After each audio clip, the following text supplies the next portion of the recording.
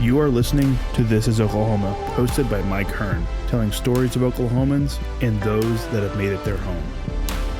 Before we get into today's episode, I want to tell you a little bit about our current sponsors, the Oklahoma Hall of Fame.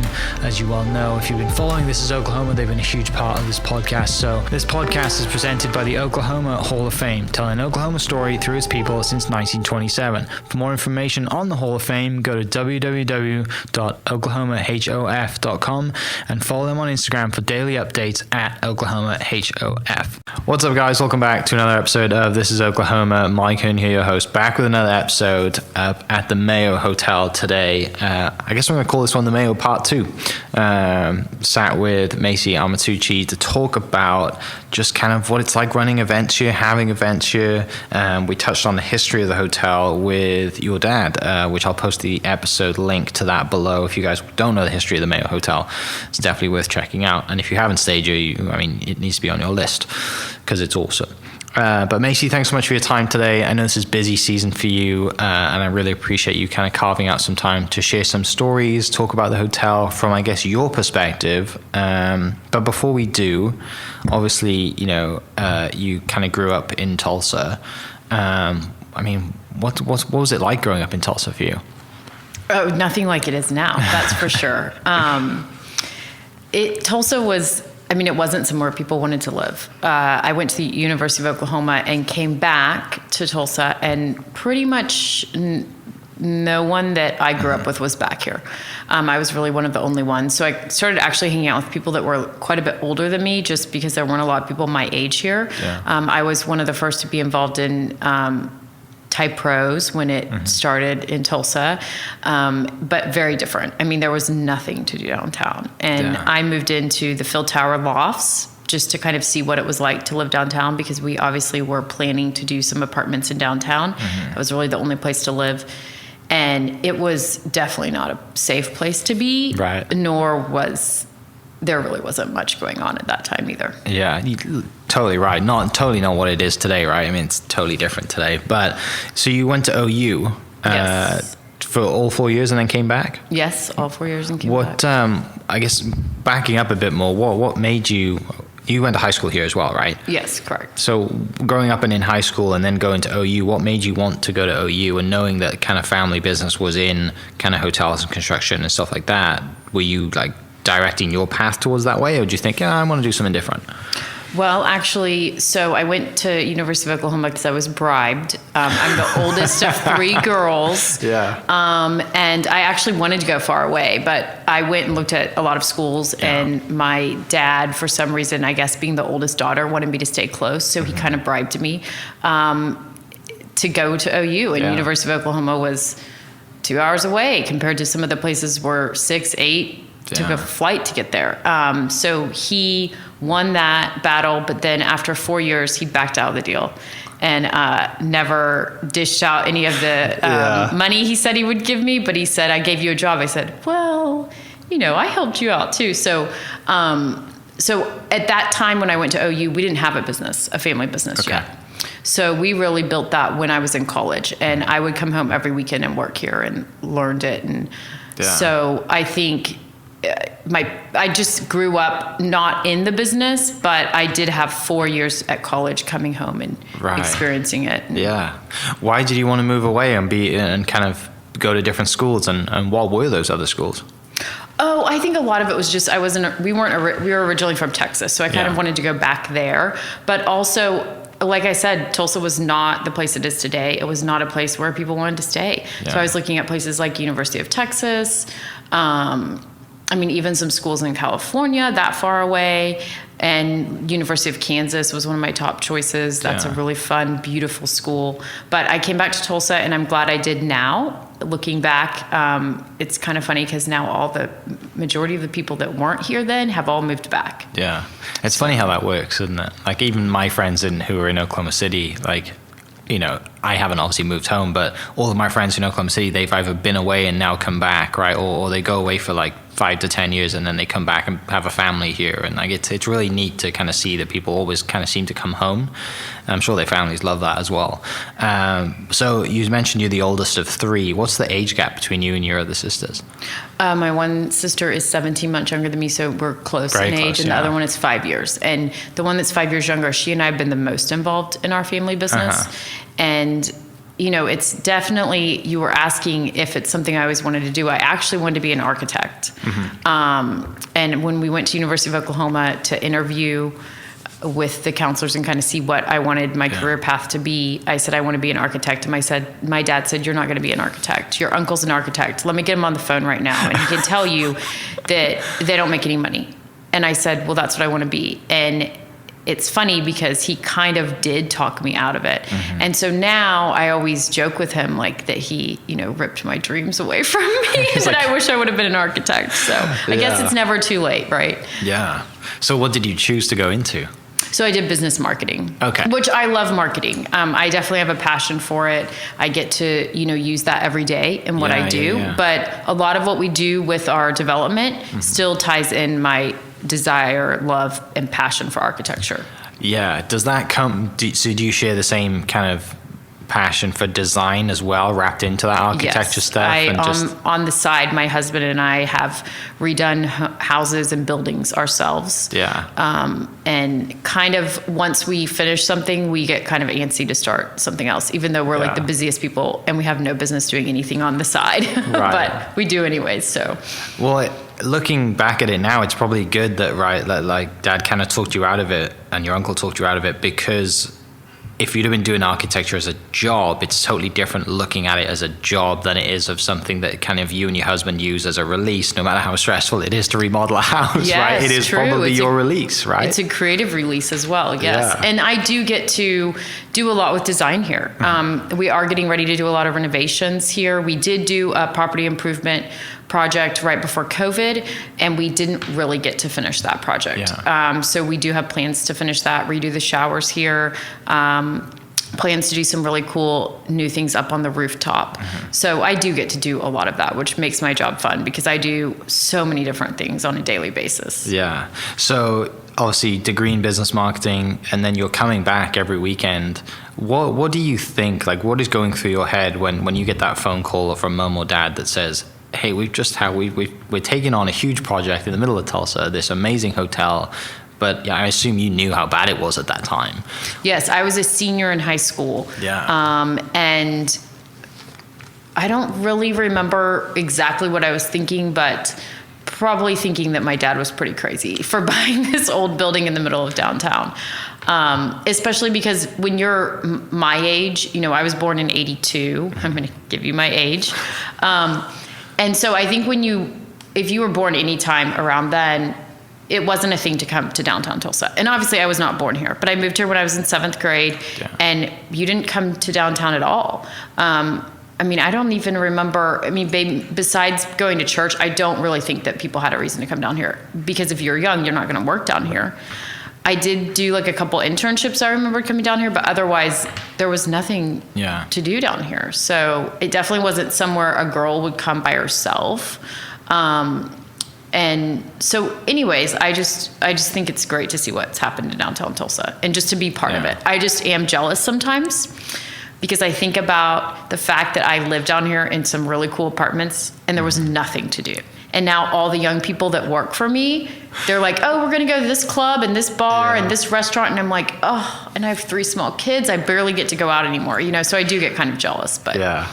But like you said, you're proud to be a part of that, making that difference, right? And having such a location in the center of Tulsa that's not only a great night stay, but for an event space as well. It is, you know, the premier spot to have your event, wedding, whatever it is. And you mentioned the rooftop, like the rooftop bar is amazing. We've got the Oklahoma Hall of Fame induction coming up soon, and I cannot wait to stay here. And my wife's never been here, right, or been up to Tulsa, and she's excited to dress up in a ball gown and go to an event. And I'm excited for the after party on the rooftop, to be honest. But yeah, you know, you have a center of so many occasions and so many big memories in people's lives that makes you proud as well. Not only just being a part of the kind of resurgence of downtown Tulsa, but so when you find out that Dad's bought the building, and they're taking on this huge project, and then, like I said, you know, when you get to university, you're coming back every weekend to work events and stuff, and seeing this building go from, I mean, falling apart to, you know, layer by layer, floor by floor, room by room, becoming this amazing location. That must have been so cool to see that, especially with your love for architecture. Yes, no, it definitely was. And the thing was, I mean, we came in here right after we purchased it, and it was scary in here. I mean, and the thing is, at that time, you have to remember, there was no one else doing projects. BOK Center hadn't that wasn't even a thing yet. Vision 2025 hadn't even been a thing. I mean, it was so risky what we did, and also just to buy this type of building, the plan wasn't to make it what it is today. Right. That's what I think people don't realize. I mean, there was no plan. Yeah. Which is what made it really scary. The plan was never to do weddings here. Yeah. But there was no plan. So I think it was cool to grow up to see my parents work their butts off for what they have and start from nothing and literally be completely selfless. Like, their entire desire in life is just to make sure their kids have a better life than they had. And I think that speaks, you know, wonders about the type of people they are, and how lucky I am to grow up around that, because most people haven't. So, I mean, I think it was, they wanted some investment. They wanted something to pass on to their kids, and whether that be a business or just a dilapidated building in downtown Tulsa, I think it was just, they wanted something, and then it turned into something much bigger than I think they had ever planned or ever visioned. And so I think it's just awesome that I was able to grow up around that and see that, and I think it's really molded me to be the person I am today. So I'm lucky for that. And kind of during your degree, right, you know, you're doing business marketing, and then, you know, you have this whole family project of this building. I mean, you get a first hand of, like, you know, talk about doing a project while you're in school, right? Like, this is, even though you didn't get graded for it, right, you're working on the job and living kind of the work that you're being taught. That must have been really cool as a student to just be, hey, I get to go back to Tulsa and try and market this building. And the thing is, during that time, we weren't renovating it. We were just doing weddings in the lobby. A girl in Tulsa, I think my dad talked about in his interview, maybe if I remember right, but, you know, she just contacted us and said she wanted to have her wedding here. And so we kind of started this wedding business in the lobby, but we weren't renovating it. So really, when I was coming home in college, I was actually coming home to do weddings. So that's really where my experience started, was in events. And I always loved throwing a party and seeing people have a great time and enjoying themselves, and kind of just creating that memory and that experience. So I think that just kind of fit well with my personality anyways. And obviously weddings have a lot to do with design and creativity. So it just all kind of appealed to me. And then, you know, after I graduated, then it became, we're redoing the building. And that was when I learned more about the construction side of it and doing the tax credits and things like that. Yeah. And a lot of people don't realize that, like, it's not just a hotel. Like, people live here full time. Yes. Which is one thing I was surprised to find out as well, was, like, the other thing that your dad mentioned was that, you know, people who've been here from day one, their rates haven't gone up, which is amazing, right? Because most people would have been like, okay, you've been here for, like, plenty of time. This is now a big spot. Your rate's doubled or whatever, you know. Well, we've all heard the horror stories about living in places.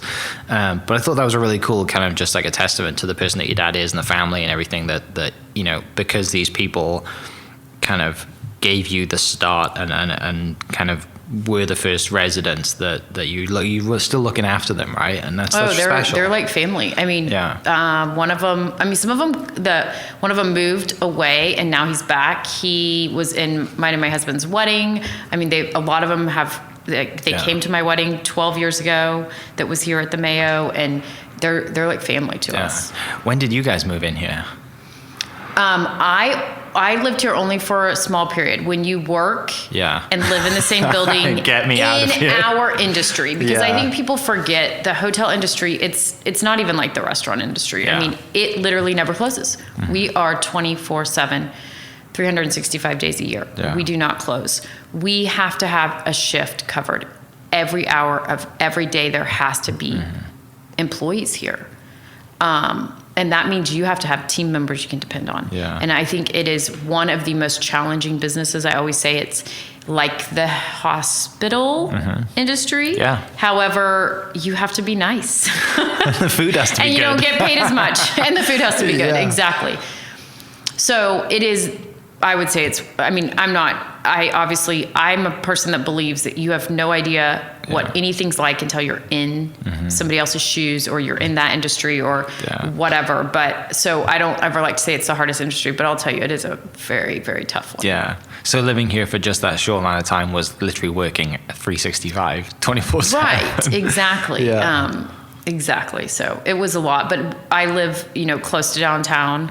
I told my husband the other day, I think we should build a house inside of a building downtown. And he said, Macy, we had a building downtown and that was the plan. And then we bought a house and we sold that building. And I said, I know, I'm just flip-flopping on you 12 years later, but we have 3 small kids. And I was like, it would be really cool if they could just run crazy inside of a building. Right. But anyways, we'll see where our life takes us. But for right now, we live close to downtown. We come down here. Downtown is obviously very dear to us. We had our wedding at the Mayo. We got our actual ceremony was on home plate at the Drillers Field. Yeah. And it was just a couple months after that, after they opened. Yeah. So that was really neat. Why on the home plate? Is there a baseball reason here? He's in commercial photography and video. And so he's always had a studio in downtown Tulsa. And with my tie to downtown, downtown Tulsa was a big part of our life back when we met.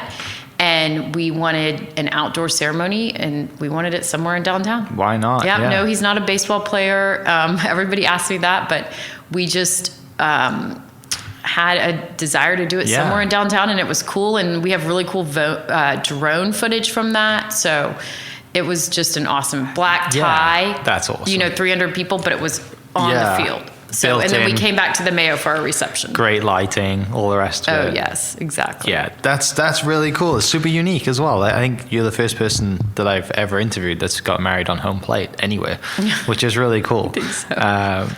So, with everything going on then, like you move back to Tulsa, you're in the thick of it. You're getting into, I guess, the event space now and throwing weddings. And I mean, that's a whole can of worms, right? Like, there's not, I only realized that when we did our wedding. I'm like, there's so much stuff that goes on to a wedding. I'm like, why do I even have to worry about what goes on in the middle of my table right now? I have my suit and we have the dress and we're good to go. And my wedding planner's like, no, but you need to pick between these different color linens. I'm like, no, I don't care. Don't care. But when you dive into that space and I guess it just kind of evolves, right? You think that, we have the space now, and that you probably just your upbringing, being around mum and dad, are always striving for better, always striving for more, to be the best. You're thinking, how can we make this the best wedding venue ever? And you just kind of go from there. What was that first wedding like? Well, I think, first of all, the team is the most important thing. Because that's another thing about the business I'm in. I have to depend on a lot of people, a lot of very young people in entry-level positions. It is a very interesting dynamic. So first of all, you got to make sure you have the right team in place, which there's all sorts of different challenges, especially in the environment we're in. Coming out of COVID, everybody knows that staffing is a huge challenge. So it's always been a challenge, especially in Oklahoma. But you have the team, and as long as you have a great team, things can pretty much turn out close to perfect. But what amazes me the most, or what I would say is actually probably the most rewarding to me, is what I've learned about people from doing weddings. And just how different people are. And people talk about differences in skin color or where you were raised or your religion, but I'm talking about just difference in personality. It just amazes me to see the dynamics of families and how they work, or vendors and how they work, and your team and how they work together. I have literally seen probably almost everything you can think of. I've heard it all, I've seen it all, and nothing shocks me anymore. Let's just say that. But it's the most important day of somebody's life, or one of the most important days of their life. And it's just so awesome to be able to be part of that and see the joy that it brings them at the end of the day, and just to see their family together, their friends. And I mean, it's just really cool to be able to be a part of that. Yeah. And I guess, now that, you have rooms available, right? Like it can be a one-stop shop for people, right? You don't have to worry about having your, other people might do it the same way you did, right? And have your reception here. But people, like I said, were getting married in the lobby and then probably, clearing out for a little bit and then throwing the reception there too. Like yes, exactly. We do all sorts of things. Like we do ceremonies on the rooftop where they go down to the ballroom for dinner, or we'll do the grand hall like you were talking about, flip that. The first wedding I did, because we did weddings in the lobby. So that was when the rest of the building was empty when we first bought it. We did that for about 7 years. But the first wedding, I mean, to be honest with you, I don't even know if I would remember what the first wedding was like. But the coolest thing is to see the difference in trends. Yeah. I get to see it's just like fashion. Right. I mean, hair, dresses, colors, everything. I was laughing the other day because I said, I seriously think what I did 12 years ago for my wedding is coming back into style. I wish I'd have gone black tie on mine. Yeah. Just because it's timeless. It's timeless, yes. And it's just really neat to see like different people's styles come together, whether they have a planner and it's the planner's idea and concept. Yeah. But there's just so much you can do with a wedding. And it's an experience. I mean, you are building an experience for your guests, and we're helping our clients build that experience for their guests and those memories. I mean, it's really neat. And just to see how important the Mayo used to be to people before it closed its doors in the 80s, and how we're able to bring all that back. Yeah. So in such a different way too, right? Like it was important because of just the music history and the history of the people who've stayed in this hotel, now to becoming like I said, an event space and a wedding space. And it's, I'm sure, great to see the contrast and look through the history and, the rooms that you have with all the stuff that's been collected. Like it's, now you're adding to that over the years, and, in 100 years when you look back, you're going to see that, like I said, that different change of clientele, people, whoever, even though you still have the music, part, which is a huge part of the business. It's I've even cool. seen it in the 12 years that we've been open as a hotel. I've seen more celebrities coming in here, not just for concerts, which is what they used to come for, but now they're filming movies, or they're just passing through Tulsa, those types of things. So as Tulsa puts itself on the map more people know about it, I'm seeing that already change our type of clientele that we have here. So one thing I'm curious to know is, when did you know that, okay, this is now my career, this is the field that I am involved in? Because from day one, when you got the hotel, when the family bought the hotel, it was like, I'm just helping out because it's part of my family business. There must have been a significant time or moment that you're like, this is my job, this is who I am and what I do now. That's a really good question. So it really started more in the wedding side of the industry. And then that became a little bit more on the sales side, the hotel sales side, more corporate events and things like that. And, over time, obviously I trained a team to take over those areas of the business for me. And, now I dabble more in like the numbers side of it. So, I mean, my career has already changed. There were times where I thought I was going to start a wedding planning business because, hey, that I know it all, that would be so easy. But then, I just kept learning more and more about not just the hotel side of our industry, but our development side of it, our hotel management side of it, a little bit of the design side. We're getting ready to do a property improvement at our Loft Hotel, which is a Marriott property. So I'm going to be working with Marriott. I actually have a call with them later today, but that will be more in the design side and the development side of our business. So I really have learned so much over the time since I was 18 when we bought this building. And the thing that I think is just amazing is that this one building has taught me so much about so many industries, so much about life in general. Most of my day is spent managing a team, and like I said, this industry is challenging. So managing a team takes a lot of time, a lot of patience.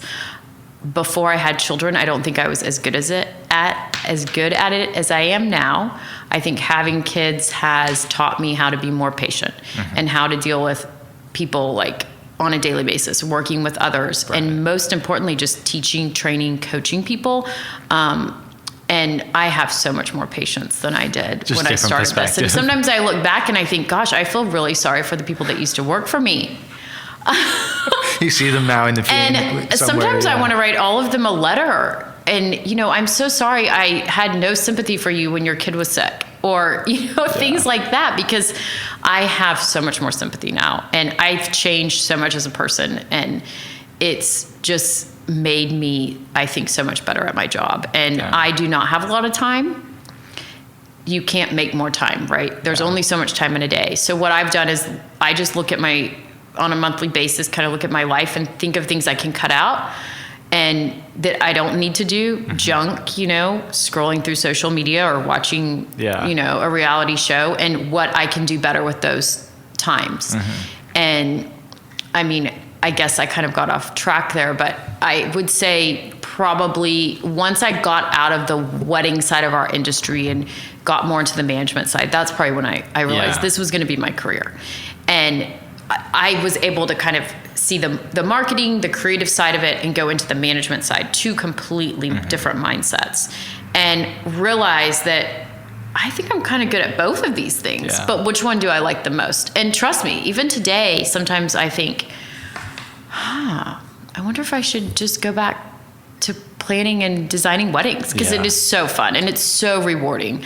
But what I do now is rewarding too, but there's a lot more challenges involved in what I do now. And really, there's a lot of pressure, because every decision I make, I have to think about how that's going to affect, you know, not just my family, not just our business, but the people that we have that work for us, that depend on their paychecks, because every decision we make is a big decision. And anybody that owns a business or works high up in a company, they totally understand that. And that pressure it's a lot. Right.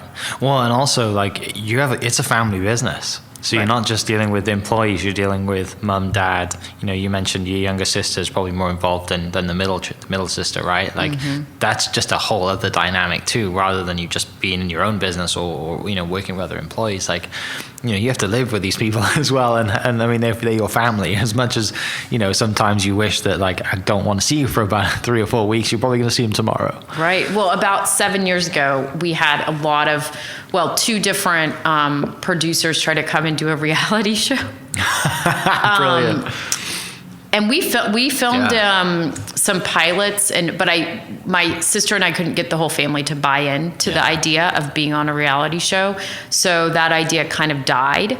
And it's so funny because my sister and I joke like, oh my gosh, we could be just sitting around like the Kardashians talking about how hard life is while we get our hair and eyelashes done, you know, but we always like to talk about, I mean, there really have been many times in my life where like my life could have gone a completely different direction. Right. But you know, staying true to who you are and like what you believe in, and just being like really down to earth and centered, I think is so important. Yeah. But anyways, as you know, being involved in what we're involved in today, even in Tulsa, is the people, the things we get to see. I mean, it really is like a once in a lifetime experience, almost on a daily basis for me. And I'm really grateful for that. Yeah. And like you said, you have 3 little kiddos as well now that give you more of a perspective too. Twins. I have you do? Twin boys that are 2.5. The first time or the second time? Second. I have a 5-year-old daughter and 2.5-year-old boy twins. Yep. So they keep me really busy, but they've taught me a lot. And I went a long time. My husband and I were married for like 6 years before we had children. So we went quite a long time, you know, living the life. I'm in that stage now. Focused on our careers, hanging out with friends, socializing. Like I said, downtown Tulsa was like so important to us. And there wasn't much to do down here, but we went to all the restaurants, all the bars, you know, all the events in town. We were super involved in Tulsa, and Tulsa's been good to us. I mean, you can't really leave that. You're not going to get that everywhere. Yeah. No, that's awesome. And I am in that stage of life. I have 2 dogs and that's it. And we've been married for 5 years. 5.5, and like kids are not on the radar at the moment, and Oh, for they that weren't- exact they weren't reason for for us us, like I'm enjoying life. I have opportunities, right? You know, you have time to make decisions, and I get to choose what I want to do, right? Not like I said, I have to do this because my baby's getting out of bed right now, or whatever it is. Like, I mean, it's life changing. It really is. I can't even explain how it's changed my life, but I feel like I'm actually smarter now. Mm-hmm. I'm smarter with my time. Yeah. Time's the most valuable thing, really. Well, I really appreciate you for giving me some time and sharing some stories. Do you ever think, like, back to what if, like, you know, dad doesn't make friends with the family that sells him the Mayo and doesn't get in the, you know, buy it for $1 and all that, and you know, like, where would you be? You might have gone to OU and you might have done architecture, and you ever think what else would have happened? Oh, if there was no Mayo Hotel? I do a lot of times. I actually do. I probably wouldn't have ended up back in Tulsa. I can tell you that. Mm-hmm. That's for sure. I probably would have gone somewhere else. You know, everybody used to say the Mayo is like your baby. Macy's never going to, because it's like Macy at the Mayo. Yeah. But Macy's never going to have children because that's her baby. Right. And so, I mean, this building is so special to me and my family, but also it's expanded. I mean, we have other hotels now, other businesses we do and things like that. So it's not just the Mayo anymore, but it used to be. But I mean, I do think about that a lot. And I think I hopefully would have done something just as great and awesome. Right, yeah. But it probably wouldn't have been in hotels, I can tell you that. Yeah. But I'm just, you know, you got to take life. Sometimes it's not always what you've planned. Mm-hmm. But I think when you're in your 20s, even if you have a plan, a lot of times it's not going to be the plan forever. Right.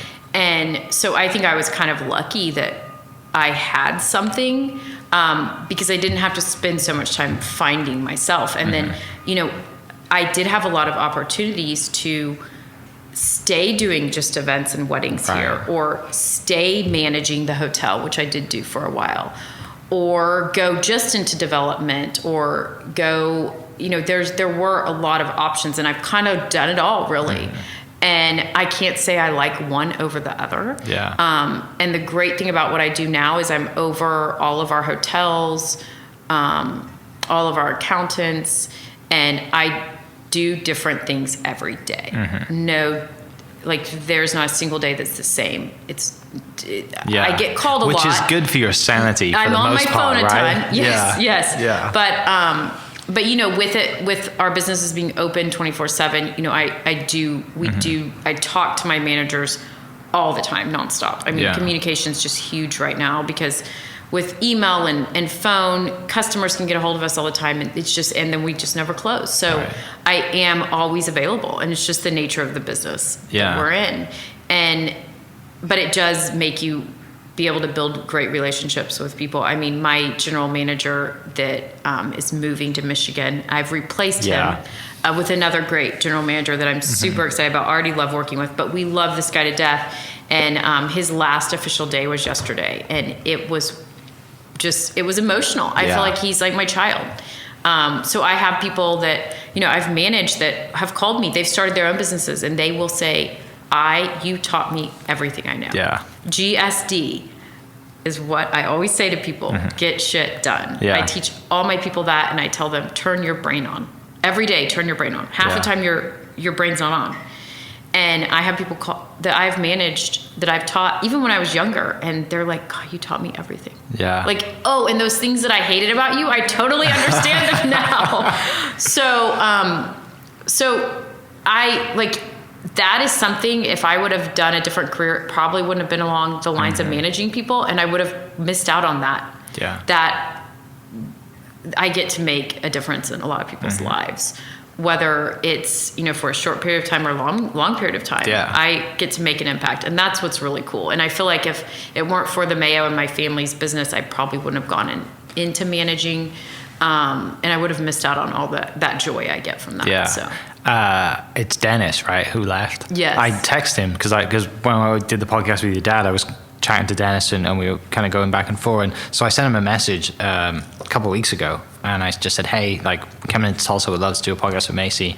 And he called me back, and he's like, I'll call you tomorrow. And then we spent like 15 minutes on the phone. He's like, yeah, I'm actually moving. Like, I'm not working there anymore, but let me take care of a few things. And most people would have been like, I'm not moving here. Here's the number of the new guy. Call them, right?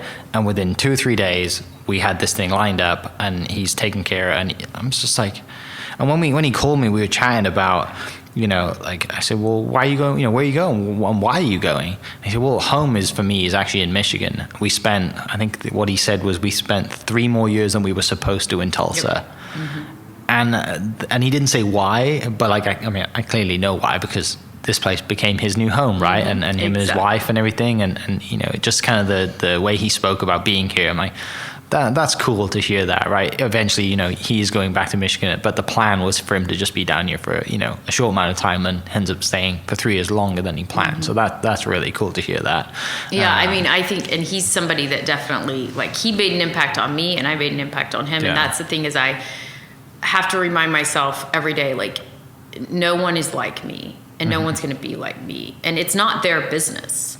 So I do whatever I can to make them feel like they're empowered, and they have, ownership and the right to feel like it is their own business. And I want them to treat it that way. And obviously there's some that, you never can get to that point with, but there's others that you can. And it's just so awesome. Like Dennis, to see him. So, he's emotional about leaving, and we're emotional about him leaving. Right. He's like our family. So yeah, to that point, there's something that I think leaders generally struggle with, right? Is that, you as a leader, and as something like, it's your business, right? You own this place, it's your business.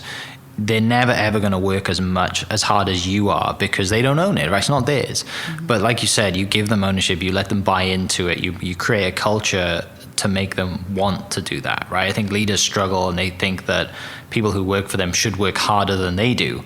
And like, well, no, at the end of the day, like, you as a leader work for the people that you employ, and to show them, hey, this is how you're done, and to outwork them to show that it can be done.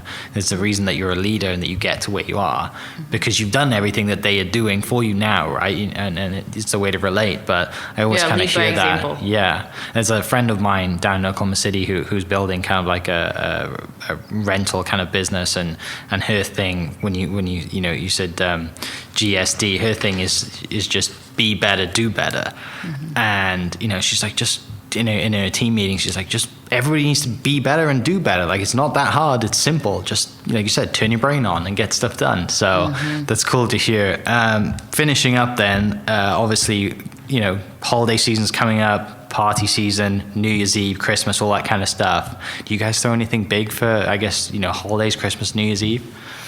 Like I was saying earlier before we got on today, COVID has definitely impacted Christmas time. It was probably the most depressing Christmas last year, just because this building is a place where every single weekend in December, even like a Monday in December, 1,000 people in here celebrating, having fun, losing their minds, whatever it might be. And just to see everything last December be canceled was pretty, it was pretty depressing. And actually depressing for our team, because that was like, that month was so exciting for them, and they got so many hours and overtime, and they got tipped great. And, so we made sure to take care of our team, because we knew that wasn't going to necessarily be the case for them. But we always throw a huge New Year's Eve party. If we don't book a New Year's Eve wedding, we'll throw a party. And when we throw, we'll throw our party and have 500 people here. We've done really cool themes in the past, and it's a lot of work, but it's really, really cool. And we love that people in Tulsa, come out and have a great time, but most importantly, that we have that support. I mean, this business depends on like the local support. Yeah. And we're grateful that Tulsa will support local and continue to just kind of have that connection with the Mayo. But this New Year's Eve, we've been kind of dabbling back and forth, should we have a party or not? We do have 2 large weddings booked, but we're going to have a really small exclusive party on our rooftop. Yeah. So we have a DJ out of Dallas coming in. He did our New Year's Eve party a couple years ago, and it's going to be a really fun night. Yeah. And I'm sure it's fun for you to, like you said, you do all the work before the event, right? And then when the event's on, it kind of runs itself, right? Your managers do their thing, the event staff's done this many times, and you sometimes actually get to enjoy the parties that you've created. Right. No, I have gotten to, because we have a great team. Yeah. So we have gotten to enjoy some and go to events here, and obviously have my wedding here. And when you do attend an event here and you've been on the other side, it's fun to see what the guests experience. Because even though you think you don't know until you're sitting in those tables in that ballroom. And I mean, our team does a great job. And events are it's just an awesome experience. Whether it's, just a birthday party or whatever it may be, there's always some sort of memory that people are making. Mm-hmm. Yeah. Last thing, what for you going forward then, what are like, if someone says to you, hey, we want to come and throw your event, whose event would you love to throw here? What guests would you love to have here? There's more than one question in this, so this might take a little longer than I expected. But I guess, if somebody comes to you and says, we want to host an event, we want you to host our event, who in your eyes would that be for you? Like, what's the dream person for you to throw an event for? I'm totally butchering this question. I mean, I think there's not really one specific event. I mean, I think just any weddings. Yeah. I think small. I think one of the things is people think at the Mayo, they think large, formal events, but that's not what it has to be when you have an event here. We do small, intimate things. I mean, we have 7 different event spaces. We have our rooftop. I would love to see a really cool event up on the rooftop. Yeah. And we've done a lot of really neat ceremonies and things like that, but I think a really cool, and hey, maybe that'll be our New Year's Eve party that we're throwing ourselves. But I think our rooftop is just awesome, and the views and the space, really, like, there's just so much square footage up there. Yeah. But I think when it comes to events, there's no specific event that I would say I would love to have here.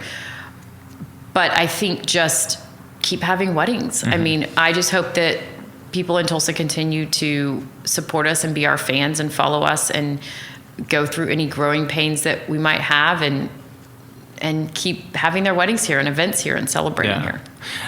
Is there anyone, there's a very famous list of people who have stayed at this hotel. Is there anyone, as someone who works here, right, and that it's all about the guest, right? The last thing you want is to bother somebody. They're coming here because they don't want people knocking on their door asking for autographs and all the rest of it, and photos and selfies and all that nonsense. Is there anyone though that came here that you really fangirled over and you were like, I have to go meet this person or have a picture or just... I mean, most people probably don't even know this band, but the XX. Yeah, I know the XX. They're my absolute favorite band. And they were staying here, oh gosh, I don't even remember when that was. It was years ago. A man and a woman, 8 right? years Is ago. It a man and a woman? Mm-hmm. Yeah. They're fantastic. And they were playing at Cane's. Yeah. The show sold out in seconds. I didn't even know it was going to be here. And then we got a lead for them. This was when I was working in the sales department. We got a lead for them to stay in the hotel. And I saw the name and I thought, oh my gosh. So I called the tour manager and I said, okay, so we can do the rooms. This is great. I'll do some upgrades. Can I get tickets to the show? Because it was sold out. I was devastated because they barely ever play in the U.S. Right. And she gave me 20 tickets. That's amazing. Yeah. And she and I still sometimes talk. She has had other groups come stay with us, and every once in a while I'll just touch base with her. But and I took all the people a big chunk of people that work here. Of course, I don't think anybody else cared about the band. No one has any idea who that was definitely probably my best connection with the celebrities here. Yeah. I stay clear of them because I know that respect and how they get treated here is going to be the most important for their experience. So the hardest I've ever worked in my life, manually and mentally, would be from preparing for Madonna. Yeah. That was the hardest I've ever worked in my life. It was just a week of preparing for her to come for one night. Or 2. I think she stayed 2. But I was actually so tired. We got tickets and I didn't go. Yeah. Actually, most of my team that they gave tickets to, we didn't go because we were so tired. Good, yeah. And it blew my mind to think, wow, she's going to show up and I don't even think she knows.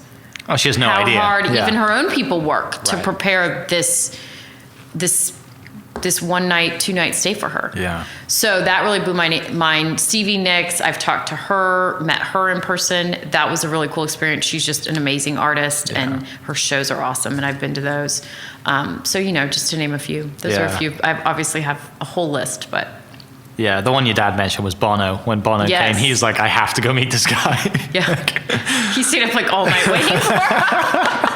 Which, I mean, you would, right? If it's like, someone you're idol or someone you've seen or listened to a song or sang their songs and he's staying at your property, you're like, I have to meet this guy. I don't care what time. Exactly. What time he walks in, like, I've got to say hello. And even if it's for 10 seconds to show him to his room to shake his hand and say, thanks for staying, like, that's awesome. Yeah. So, Macy, thanks so much for taking the time out to share some stories.